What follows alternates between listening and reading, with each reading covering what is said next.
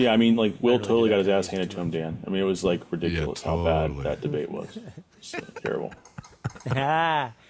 Oh, sorry. Hey, Are we rolling? What's up, Will? We should just be rolling. I don't know what you're talking about. Of course we are. Yeah, man. It was crazy. Are we rolling? Yeah, we are. Oh, okay. All right, good. Oh, look at Scott just left Miami out. By the way, that was pass interference.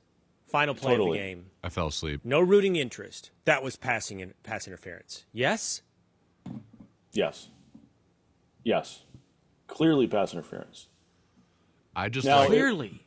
And It only would have been 15 yards. I like refs swallowing a whistle. I actually like refs swallowing a whistle in the final moments of a game. Let them play. Don't let yourself become the story. Don't become the deciding factor in a game. I hate games decided on penalties. Yep. But that wasn't close. That was PI. Let me look at it. By the way, I fell asleep. I did too. I fell asleep. And I was going in and out. It was one of those sleeps where I was going in and out. And I went out. Ole Miss was up. I went out, and Miami was celebrating. I'm like, what happened? My son came in. I'm like, what happened? Let's see. I mean, Miami was getting away with a lot. I mean, they did dominate the line of scrimmage, but Oh, I mean, that's they were getting totally away with a lot of PI. holdings. I'm watching it right now. Pass interference, yeah. What? And the That's announcers insane. were Right. The announcers were saying, they were going back and forth, so that's not. Oh, come on! Like, watch Dude, the that's clip again. insane. I'm watching it right Absurd. now in slow motion. I'm not going after any particular announcer, truly, because I don't even remember who was calling that game.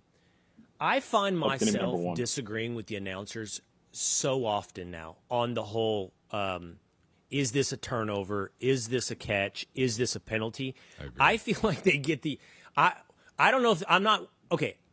Are they getting it wrong? How about this? They're just getting it very different than me. When I have Yes. no rooting interest, they're just like, I'm like, that is not what I see. How are you so certain? I agree. Yeah, it's tough. I agree. I hate when it comes down to those calls, except when it's my own team. But, I'm just happy but Miami's in because now it gives Notre Dame a little more redemption because we barely lost to a team that's in the national championship. It's rooting interest by proxy. Rooting interest by echoes of effects on your team. Yes. See, I don't care. I want Miami to suffer a painful, agonizing, loss in the national championship game. I hope they never even got there. But like, I was really pulling for Ole Miss. Like, we have people on the inside there. Like, we interviewed Bill Jordan from Realtree like last year, and ever since then, like, they've been kind of fun to follow. He's a big booster for Ole Miss. Well, I have a friend whose son plays for Miami. So if it weren't for him, I would be totally rooting against Miami. But he's the starting center for Miami. And so that makes me pull for them a little bit. But otherwise, I just wanted this Ole Miss redemption story. I wanted this Lane Kiffin jilted us redemption story. yeah. Too. Ole Miss winning the national championship after Lane Kiffin does that to the program would have been incredible. Huge. That would have been the best Cinderella story. Yeah. I agree. Damn it. Now I want to see that.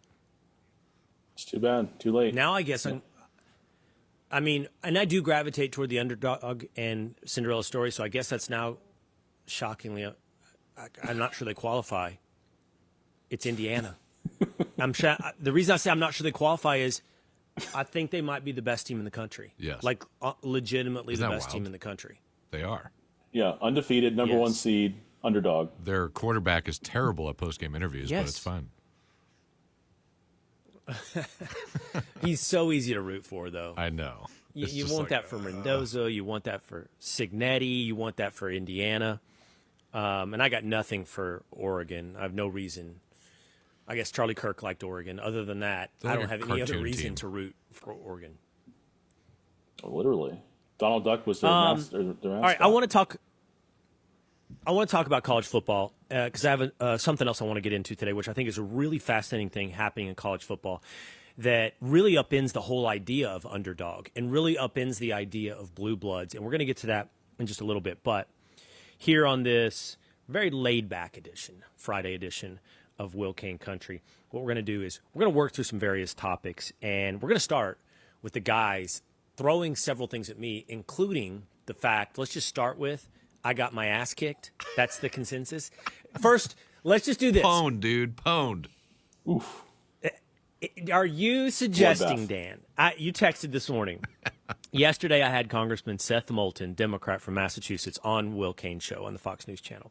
We had a pretty vigorous debate, impassioned. When I came in, Scott, my tech guy, was fanning me like I was on fire, and my security guard came in, and she was like, Scott. her mind was blown. She was like, "Oh, what was that? Is that you?" Like, she's like, she's kind of new. She's only been here for a month, and she's like, I don't know what just happened. I'm like, what are you talking about? That's like vintage Will Cain. That's like me at CNN. That's me at ESPN. I like mixing it up here and there. But her mind was blown, like, didn't know that club was in my bag. And I'm like, that's like all the clubs. The other clubs that you're seeing are the ones that I'm constantly having to hit my 3-wood. And truth is, I like my 5-iron. That's what I normally hit with.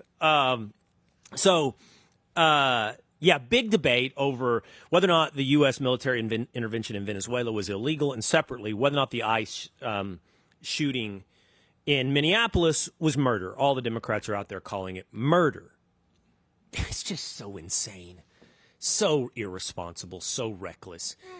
Anyway, Dan, I think you have, before we get to Will getting his ass kicked, we'll let the audience judge for themselves, right? You have a little bit of yesterday's conversation with Congressman Moulton. By saying this is illegal, the president clearly has this authority. But I want to move to this in a limited time. It's just Constitution. Read the Constitution. It's not hard. I'm familiar. I went to law school. I don't know how familiar you are with the Constitution. I don't view you with that knowledge just because. Yeah. That really puts you in touch with ordinary Americans. Okay. No, you didn't. No. That's a shifting scale. You said, do I understand the Constitution? I'm confident in both, that I understand the Constitution and the will of the American people. But one is not the same. Well, actually, the will of the American people was clearly against this. Boom. Interesting clip you picked there, Dan. Well, this is from our friends at the Bulwark. That's the one being shared. Yes. Yeah, that's the one being shared by the left. I say friends loosely, yes. Yeah. Well, I mean, this is the one that clearly shows, like, you own this dude. I mean, the law school line was fantastic. Yeah. That's the consensus in the comments. What? Like, literally, this clip has almost a million views. I was watching all the comments on Facebook. Everyone's like, oh, my God, dude, you roasted that guy from that clip. I thought the best – here's the thing. We are analyzing a moment after the fact, and it's so douchey for me to sit here and say we're doing it what for I did you. well or not. The part that I thought was the most compelling was when I cross-examined style asked him, did you interview the ICE agent involved in the shooting in Minneapolis? No. Now, I will say, Congressman Moulton knew immediately what was happening. He saw the trap. It was a cross-examination. If this were a courtroom, I could have directed the witness, asked the judge to direct the witness to answer the question. But he saw the trap and tried to exit through the side door. And he started going on about the but I followed up. Okay, did you see the police reports? Have you read ICE agents' paperwork and write-ups on the incident? No. Have you interviewed any eyewitnesses? No. And so I said, in conclusion, Congressman, to be clear, you have talked a lot about due process. You have not interviewed a witness. You have not seen the paperwork. You have not seen the filings. You have not interviewed the ICE agent involved. And your vision of due process is to watch a viral video and run to social media and yell murder. That, to me, was the most damning moment for him. Now, this moment, let's just say, talking about douchey, it's never good when you say, I went to law school. Like, it's just never good. Don't say that. That's not going to work. Normally, I would agree with you. But he brought up knowing the Constitution. And it was your character backstory, your character background of knowing the Constitution. So it was not douchey in this case, and I give you the point. I mean, I did spend 3 years studying the Constitution. Yes, so exactly. it did. I mean, you can tell I was a little offended in that moment. Yeah. But by the way, you don't have to go to law school. You don't. I did. I know. Yeah. I got angry face on that. Yeah. But you don't have to go to law school to understand the Constitution. So, I'm not super proud of that line. But here's what's also important. The Bulwark posts that, and I saw the comments. But people point out, it's Moulton's really like it's just bad logic. He goes, his line to me is read the Constitution. And my response is, I did. I studied it for 3 years. And then knowing that I had dropped the douchey line of I went to law school, he's like, oh, you went to law school. That don't really live puts you in down here touch with with American us. people. Yeah. And I'm like, wait a minute. That's not what you were suggesting. You weren't suggesting is my finger on the pulse of the American public. You were suggesting that I didn't have adequate knowledge of the Constitution. And one is not this. Both are not the same. Like, you changed the scale on me. And so I'm like, whoa. First of all, you played the elitist game of you know more than me. I matched your elitist game, and then you played the populist game. That's why it works. Oh, you're in touch with the American people. Well, what I wish I would have said, my George Costanza, oh yeah, we went to the jerk store and they're out of you moment is, I wish I would have said, is you went to Andover, Congressman. You went to a boarding school in Massachusetts and you've got your finger on the pulse of of the American people. Like, if we're going to play this character assassination game, but it is, I continue to be fascinated. I talked to Patrick this morning about this, about the way these things go down. Look, I think that I acquitted myself, if I might say so myself, very well in that 9 minutes or whatever it was. And by the way, did you hear me in there? Congressman, I'm rushing us along because you have to go. You gave us a hard out. You have to go vote. And he's like, I know. And I go, well, I've been here before because I don't want you going to social media like scumbag Tallarico and saying Will Cain ran from the question. Although, Dan, you said all your buddies were saying, all your Brooklyn brunch crew, that his line to me is play the video. Like I somehow was unwilling to play the video of the incident in Minneapolis. So I got the text this morning. I woke up to it, and they were like, oh, it was the Bulwark video they sent me of him saying Will wouldn't play the video. And so they're like, why wouldn't Will play the video? And he's lying, saying he did play the video. And I went and I was like, I cut the moment of you playing the video. And I was like, actually, he did. Really transitioned really fast after that. So Literally, people just see that and they think that's what happened. Yeah. Literally played the video It's an hour-long show. I know. So an hour-long at least. So they saw that one clip on the internet and was like, well, Will's lying because he didn't actually play the video. But I was like, actually, he did. What again? I am fascinated by what we're living in. I know. Did you guys see the Diddy? Dan, you watched the Diddy documentary, right? I did. You remember that moment when Diddy's standing at the window and he's on speakerphone and he's talking to, I think he's talking to his lawyers, and he's like, "You're not winning. You're not winning Instagram. You're not winning TikTok." And I'm sure the lawyer's like, I'm trying to win a legal case. Yeah. And neither of them are wrong. Like, Diddy is You have to not win both. wrong because he's trying to influence the public, which, as we have talked about on this show, and we had a long interview with, what's her name? The lawyer. It's now on Fox a lot. She's good. She represented Weinstein. Yeah, she's starting a podcast. Is her first Rotunio. What is it, Scott? I think it's Donna Rotunio. Donna Rotunno. Yeah. You're using social media to basically, this is a negative word, but to poison the jury pool. You're influencing a jury pool ahead of time. So Diddy's not wrong. Like, so what I'm fascinated by is like, there's reality, there's a thing that happens, and then there's the way that reality is characterized largely on social media, and that becomes the PR battle. And I'm just so fascinated by, first of all, an hour-long show. I play the incident multiple times in the video, but I didn't play it in that social media clip at that very moment. Right, and your crowd, the Brooklyn Brunch crew, thinks I'm evading and a liar. And like, then here's the video right now. And then, right. You're not going to do that. Which, by the way, I don't know if my producers could have pulled it up at that very moment if I had said so, but they might have been able to. But I have 9 minutes with you, and we've got to get a lot out here. And if we want to Zapruder film this video together, we can do that, but that's the entirety of this interview now. And maybe that's worthwhile. Maybe it's worthwhile Zapruder filming that, or Zapruder film analysis of that video with somebody like Moulton. But the problem is Moulton isn't going to have an honest conversation with me. First, let me say this, because if this ever gets back to Moulton, I almost feel like I'm directly speaking to him now. And we said it at the end. I appreciated the exchange. And I mean that genuinely. It needs to continue to happen. If not with him, with others. There is a Democrat congressman who was booked today to be on the Will Cain Show. He has mysteriously gotten sick within the last hour. I have a feeling it has to do with the fact that this winning the internet thing, well, it's now me who's winning the internet on Moulton. I know that there was an attempt, but the tide has definitely turned.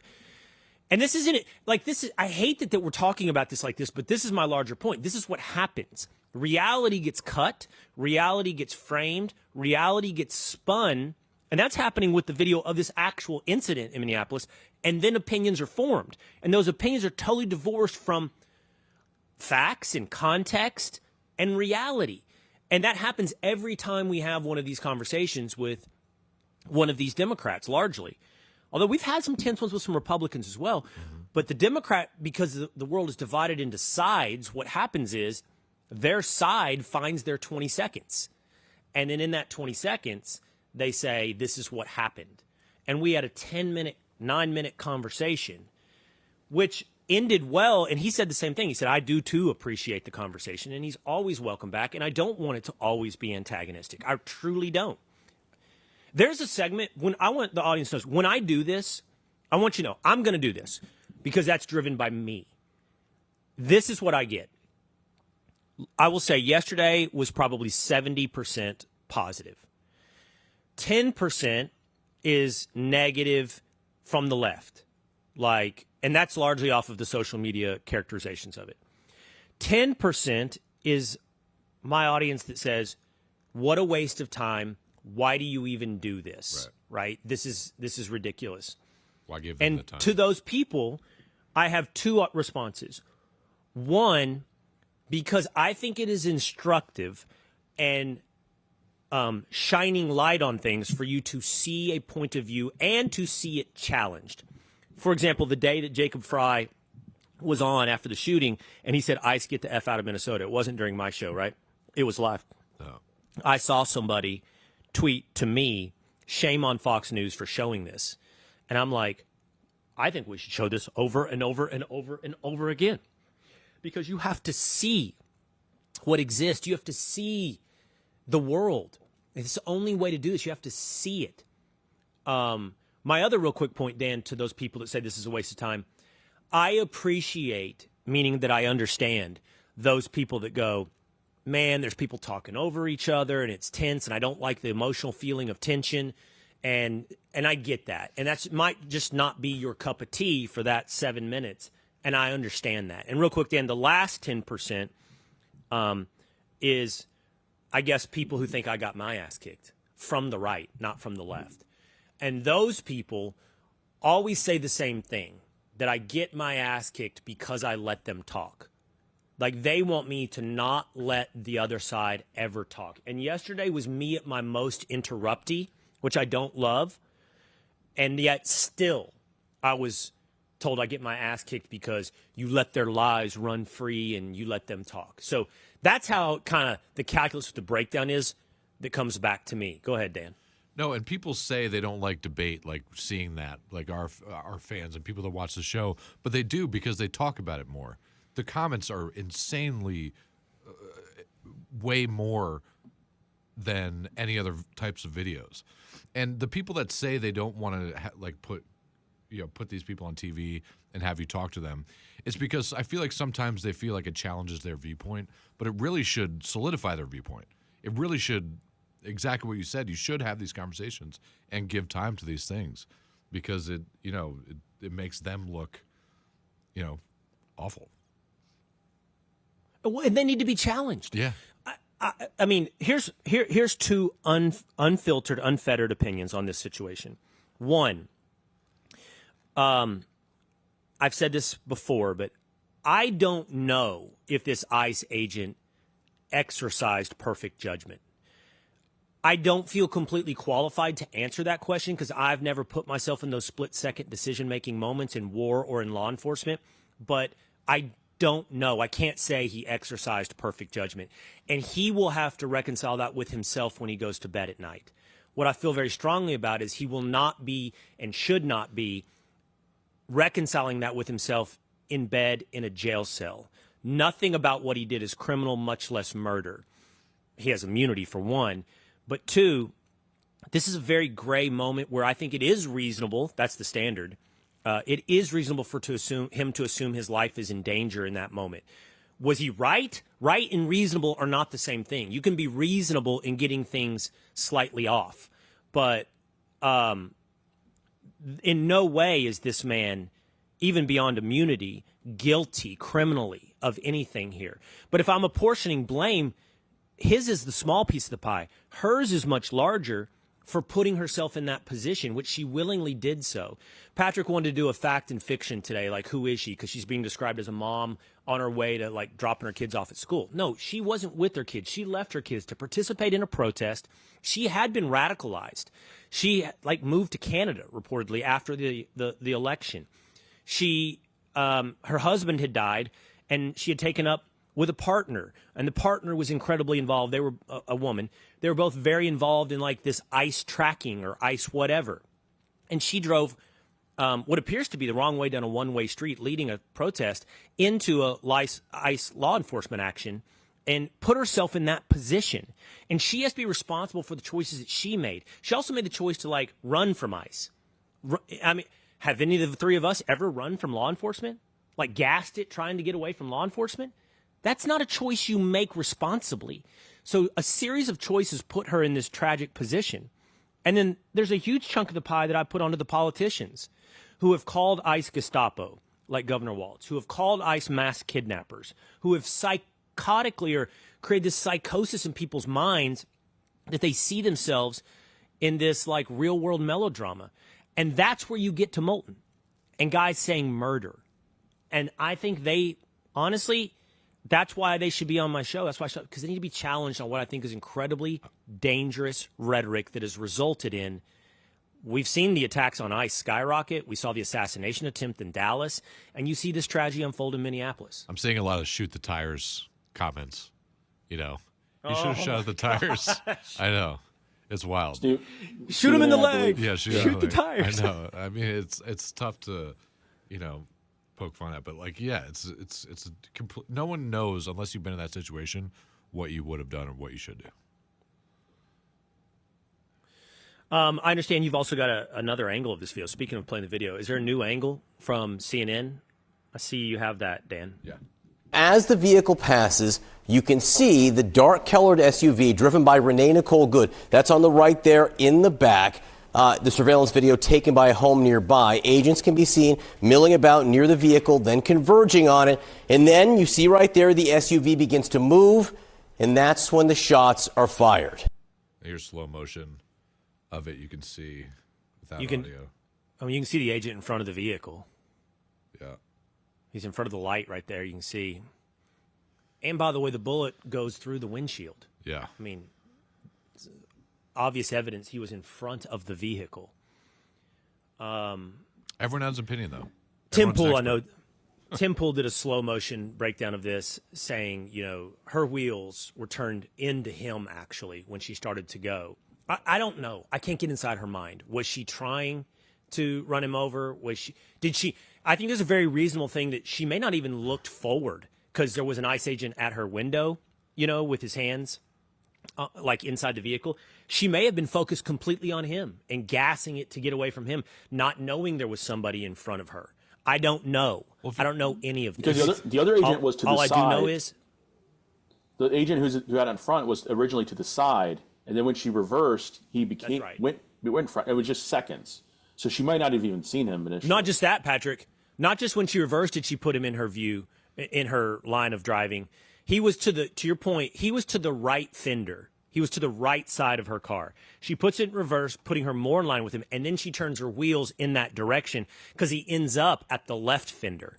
Do you know what I mean? At the left side headlight. Right. Yeah. You see. It's sad. Honestly, it is sad all around. And I mean, my biggest condemnation is for the politicians that have, I think, created this situation. There's a statement out today because another shooting happened in Portland, and the mayor of Portland, or was it the governor of Oregon, said she blames this on Donald Trump in his increasing lawlessness and recklessness that is creating these situations. And I just don't like, it's the total reverse of reality. Like, we have the laws and they've been voted on by the people. The people have voted these laws into place, like to deport illegal immigrants. That is a law on the books. You create a city where you don't enforce that law. You create a sanctuary city. That is lawlessness. Now law enforcement comes in to enforce the law, and you call any confrontation with them then reckless and lawlessness on their behalf. And explain how that works to me. You create lawlessness, and then when law enforcement comes in to enforce law, democratically elected, you call that lawlessness. None of that makes any sense. All right, what else you guys got for me today? So this kind of started last year a little bit, but it's really picked up steam. And Secretary of State Marco Rubio, he's gotten many different jobs from the president. Will, you have the pictures? Yeah. So, and Meadow Shadow on X is now starting to collect them as a series. And some of them include, we'll wait till it goes up, but Secretary Rubio as a sailor, as Green Bay Packers quarterback. This is a different one. These are other ones. Anyway. Marco Rubio finds out he's the new offensive coordinator for the Detroit Lions. It's all these pictures. He's got a headset on. Marco Rubio learning he's been put in command of Bajer Sector. Is that a Star Trek? Star Trek. Thing? That's a Star Trek. Star Trek looking uniform? Yeah. Where else you got? Oh, here we go. Yeah. This is the initial one I was talking series, about. fellow friends. You've seen it going. Yeah, he's in a sailor uniform. He's Green Bay Packers quarterback. He's a Viking. President of Venezuela. He's Napoleon. I don't know. Is that one of them? Yeah, that's Maduro's maybe. outfit. The Pope. Yep. Yeah. Wow.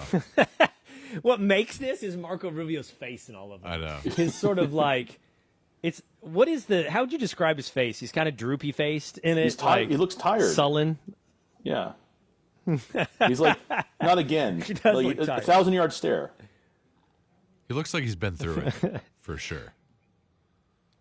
And Marco Rubio himself weighed in on this, saying, despite reports, he is not a candidate for head coach of the Miami Dolphins. Darn. What is he right now? He's Secretary of State. He's National Security Advisor.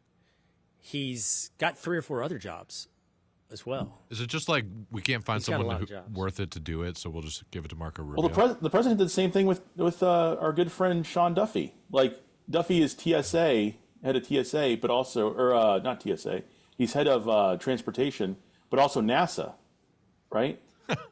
I guess that's sort of transportation, just off the planet. Yeah, I mean, maybe the president just trusts certain people enough. Well, yeah. I mean, I like that from a management perspective. I don't know if Marco got a pay bump. Does Marco get the salary of Secretary of State and National Security Advisor? That's a great Does he get question. them both? That's a great Or are we question. saving money? Or are we saving money? Mr. President, I need a Great raise. question. The isn't it? National Archivist, too. Oh, wow. Well, National Archives. Marco, you're going to have to take on some extra responsibilities, okay? That's a good question. I should have asked Duffy that. Did you get the NASA salary for the period of time you oversaw NASA in addition to DOT? I would hope they would say no, because wonder. I would love to save money as a taxpayer. I'll bet it's a no. That's my bet. Yeah. I'll bet it's a no. I mean, Patrick works like Mark, 18 what do you jobs think here. Secretary of State makes? I'll bet Secretary of State makes $300,000. Don't you think that's probably about right? I think the president's 400 and something thousand. So I bet Secretary of State's like 300,000. National Security Advisor, I'm going to put it 250. Secretary of State's 250. Okay, what's 250, National Security 600. Advisor? Let's see. National... Oh, it's a range. You can be in that range. No. $250,600. Oh, It's very specific. You know, So, it's interesting because bet I just saw... National security widely varies, around 73,000 at the NSA to over 195,000 for high-level White House staff. So okay. Well, he's high level White House staff. Let's say so. 250 plus 200. Is he making 450 doing both those jobs? let's see. And then add the other jobs he's got as well. I doubt they'll have his actual salary. Here, I'm going to text Duffy while you're doing that. I'm going to ask him, did you get the... It says he only has just the right one now. salary. Oh, that's a shame. But he's making more than he did as a U.S. Senator. So that leads me. So I saw this on the internet, and somebody was talking about. I think the president makes what, 400,000 a year, and that goes back to like George Washington. Yeah. And they were saying that when George Washington made that, that was like 8% of the federal budget. And so if you think about like what is 8% of the federal budget now? I mean, like Trump should be making buku bucks, but like we're still paying $400,000. Are you looking that up, Dan? Yeah. What is 8% of the federal U.S. budget right now? Budget. Hold on, keep talking. I'll figure this out. Okay, I just texted Duffy as well. We'll see if we hear back in the course of this show. Here's a topic I want to talk about. It's not on you guys' list. This is really fascinating to me. Now, you just brought up Marco Rubio, head coach of Miami Dolphins. Well, actually, I have two things to talk about on this. Are you guys not intrigued by the idea that, what is it, 1/4 of the NFL right now is unemployed? 1/4 of the NFL head coaching job vacancies are open. And I told you earlier this week that some organizations seem to be in a perpetual failure loop. They're just bad organizations, and no matter who's there, the Raiders, the Browns, the Jets, they fail. And I'm sort of a Warren Buffett lover, and the idea of value, and if everybody's looking left, take a look right. And the idea of like Sam Darnold, a quarterback on his second or third opportunity. And by the way, Sam Darnold's nailed it on his third and fourth opportunity. The Vikings and Seahawks. He's been good. Wouldn't you say the same thing for coaches? So at some point, if I'm one of the 8 teams looking for coaches, I'm actually looking at the Browns. I think I am looking at Kevin Stefanski, who was fired by the Browns. I'm not convinced he's not a good coach. Like, didn't he win Coach of the Year at one point while he was there? And the Jets didn't fire Aaron Glenn, but am I all of a sudden to assume Pete Carroll can't coach because he got fired by the Raiders? Now, he's 73, and you have to ask yourself, does he want to keep doing it? And same thing with Mike McDaniel. The Dolphins have not been a successful organization for a while.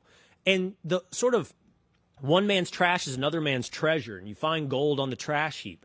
And second chances, I am not sitting here, there's going to be a lot of people looking at quote unquote rising stars within successful organizations. The defensive coordinator or not the coordinator, but even below the defensive coordinator at Denver and some of these other places. And setting aside John Harbaugh, I would give serious consideration to Stefanski. I would give serious consideration to Mike McDaniel. I think that these coaches, just like the quarterbacks, cannot be judged fairly if they're in a failure environment. I completely agree with you. I think that, if you look at McDaniel, he took the Dolphins, who have not had a lot of success in the last 25 years, to the playoffs twice with Tua, who's always injured. So, is he a bad coach? I don't think so. I would definitely take the risk. The other angle on this sports that I want to get to that I find fascinating is this. I don't know. I'm a bigger college football fan than you guys. I say that to state the obvious with Dan and just to get under Patrick's skin. Hold on, real quick. So Dan, during break, he texts me and he says, "What did you say?" So I was talking about the coach of Notre Dame because he was looking at got NFL offers, and I happened to be watching the NBA, and I said, "Oh man, I really hope Marcus Smart doesn't go to the Giants."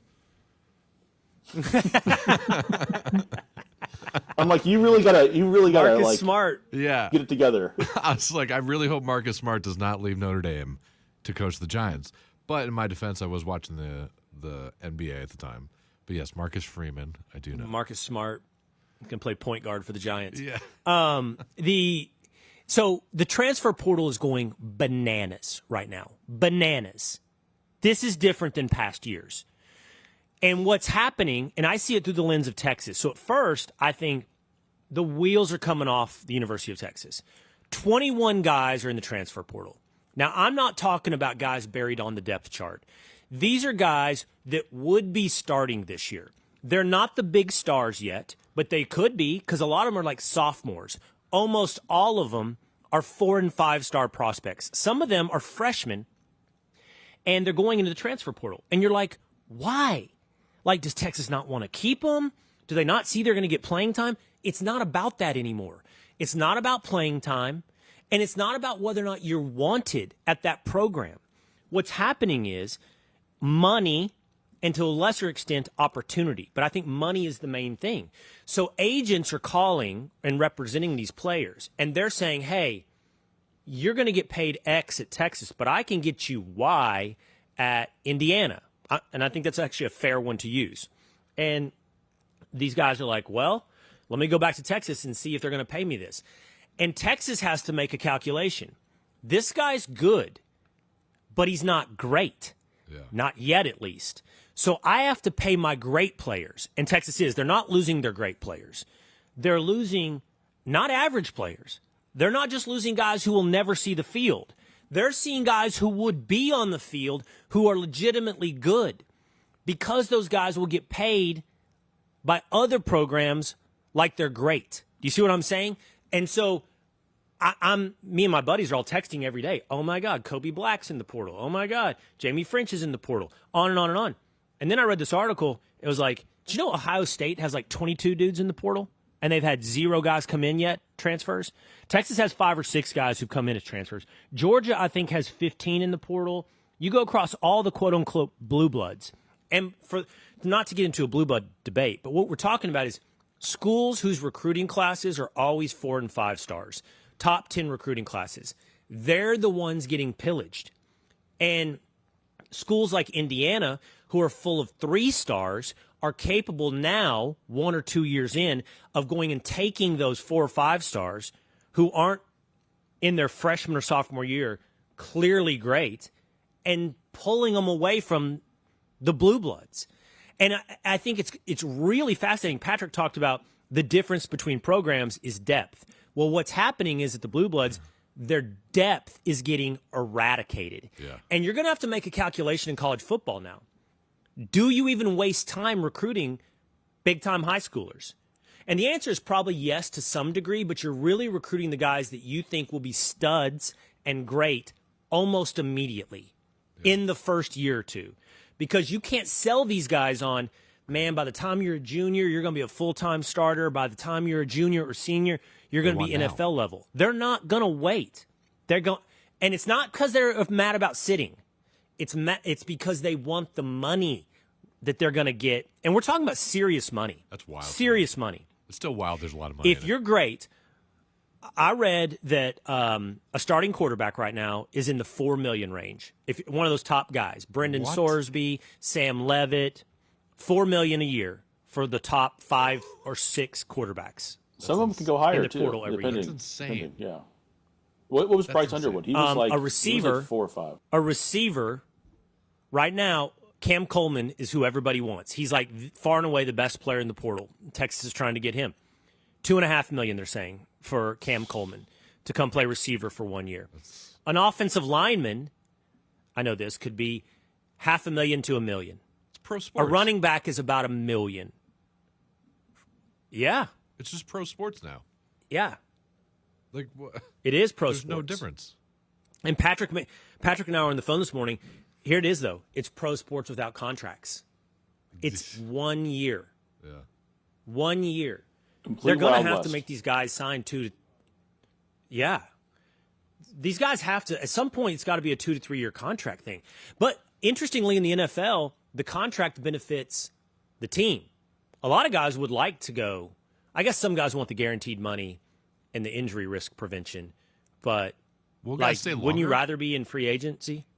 Will guys stay longer now, though, if they can make money? Or is it injury they're worried about?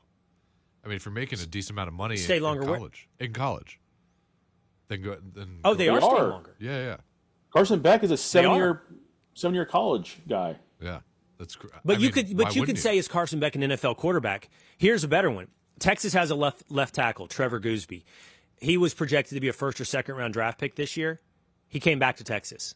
So why would he do that? Because he's going to get paid as much to play college football as he would in the NFL. Now, he could get a longer contract perhaps in the NFL.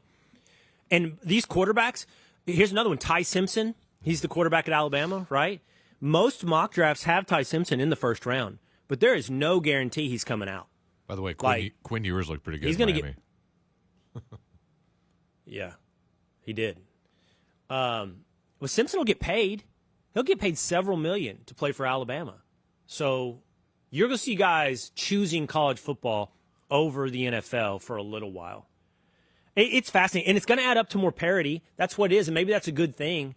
But if you're Kirby Smart, Steve Sarkisian, Ryan Day, I do think you have to reevaluate what is it I'm doing on the recruiting front, because you could just become a poacher. That's what you could do.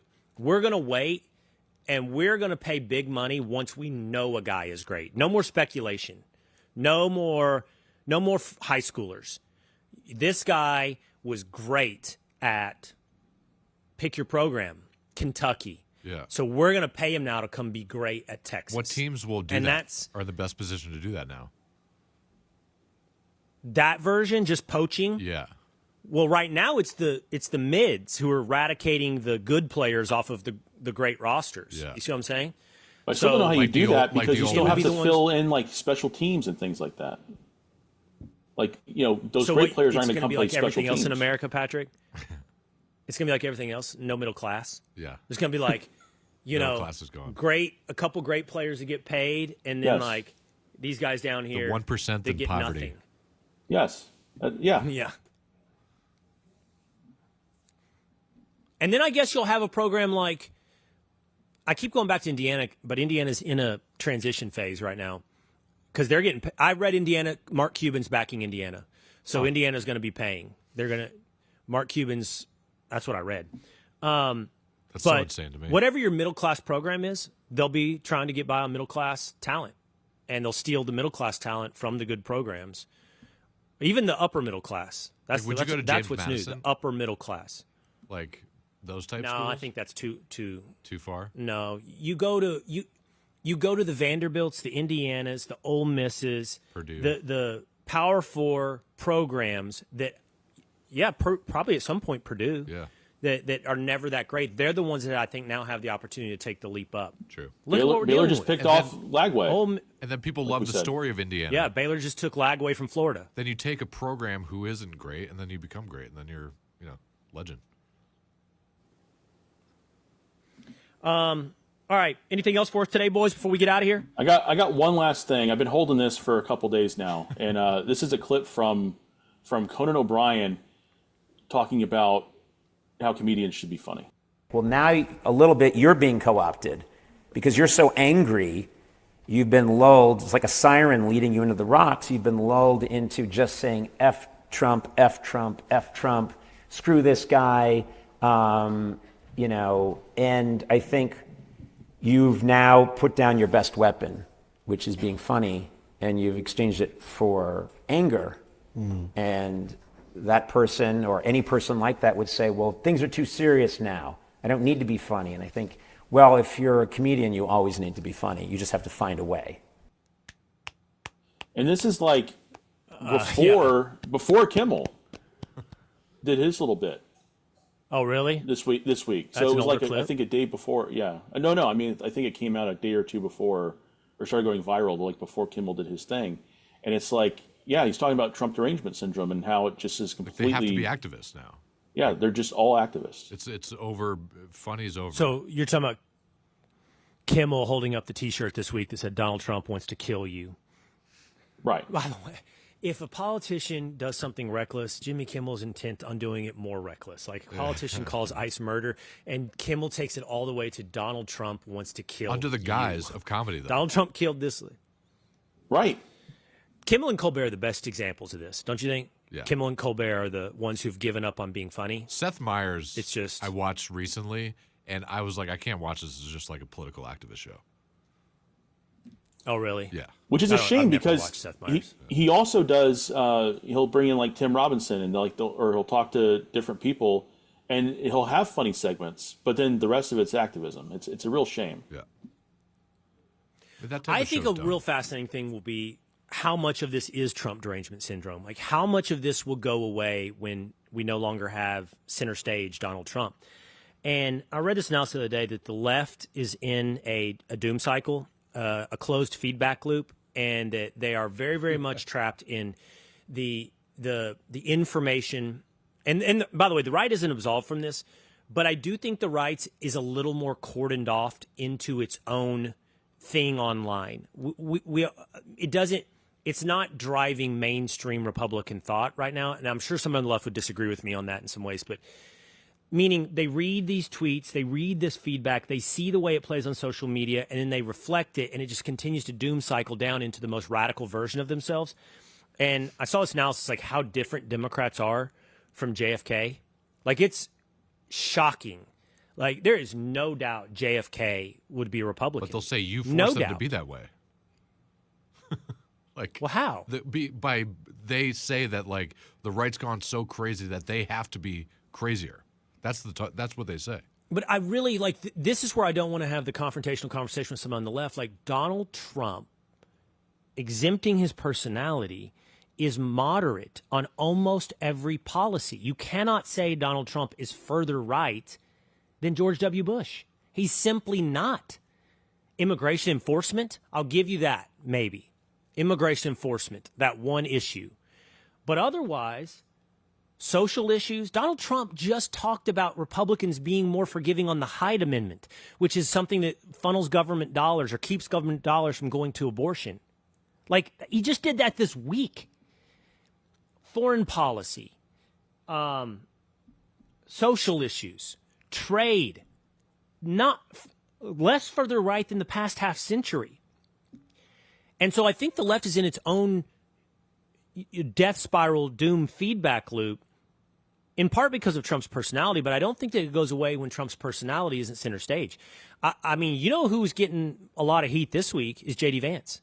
And I've seen people saying on the left that he's worse than Donald Trump. Yes, I was just going to say that. He's worse. Yes. So they're going to do that. That's right. So they did it with Bush. Evidencing this isn't ultimately going to, it's not going to be about Donald Trump. That's right. Donald Trump, George W. Bush was Hitler. I remember specifically that word, that language. George W. Bush, Hitler. The brunch crew actually wanted me to tell you that they loved something Trump did actually recently. So this is just something to tell you. What is it? Trump says U.S. to ban large investors from buying homes. So they love that Trump did that. Oh, they like that. Yeah. Yeah. I love that. Getting Blackstone and institutional investors out of. I don't know if he can, by the way. Like, I don't know if he can actually do anything. Yeah, It's got to probably be a congressional approved law. I did this on the Will Cain Show. The thing is, the institutional investors, that's a very popular thing on the right, I guess also on the left there, is they own like 1% to 2% of the total housing supply. But in some Sunbelt markets like Dallas and Phoenix, maybe Atlanta, it can go up to 10 to 25%. It ruins. And when you talk about housing supply crunches, it is in those areas. Yeah. But did you see what I did? I think there's another angle people aren't talking about, and that is the decline in marriage. Like, that's eating up housing supply. The number of 40-year-olds who've never been married, the rate of marriage in America is so low. Literally, common sense. You used to have 2 people under one roof. Now you have 1. Well, now it's an apartment or a starter home. And starter homes are where most of the supply crunch is. But I'm just saying, like, housing is a supply-demand issue, right? Oh, you mean the demand, number of houses. Got it. Yeah. There's more people demanding houses if they're not pairing up and getting into a house together because they're married. That's so and true. Illegal immigration. I was going to say, that's why I'm pro-ICE, so. To take this full circle. Okay, very relaxed, conversational. Tell us what you think of this. This is a little bit, we did decide to do this way. Do you like it? Hit us up in the Willisha. That's going to do it for us today here on Will Cain Country. Same time, same place, next time.